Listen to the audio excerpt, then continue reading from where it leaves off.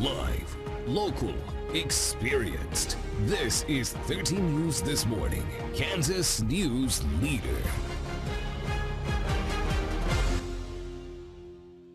Good morning and thank you for joining us on 13 News This Morning. I'm Raina Flores. After last night's storm, let's check in with Thomas Schmidt in the First Alert Weather Center with a look at this weekend's weather. Thomas?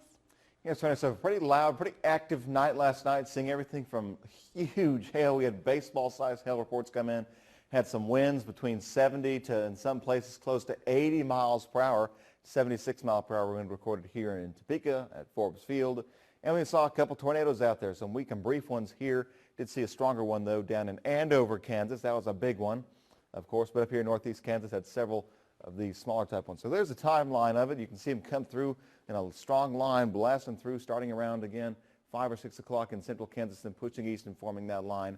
So taking a look now at some of those reports, we do have a few things to be seeing there. But anyway, we had some tornadoes again, had some hail, had some rain, a good amount of rainfall. And for today, though, we're going to be clear for the skies for overall 66 degrees today for the high, a little cooler, winds breezy from the west at 10 to 20 miles per hour, gusting to sometimes 35 miles per hour. So wind advisories in place for folks off in central Kansas. The rest of us, it will just be breezy conditions. A very nice weekend. We are tracking more chances for rain and storms, though, for next week.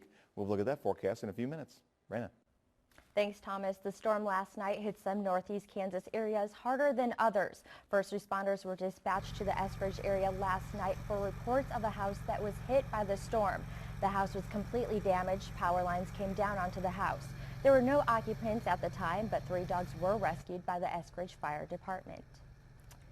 Tornadoes struck in Sedgwick and Butler counties late last night, leaving significant damage to property and many without power.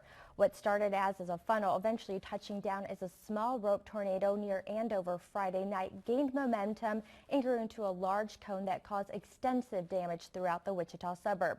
Confirmed damage including destruction of homes, extensive damage to Andover YMCA and Capitol Federal Amphitheater in Andover Central Park, as well as at least minor damage to Andover City Hall and Andover Central High School.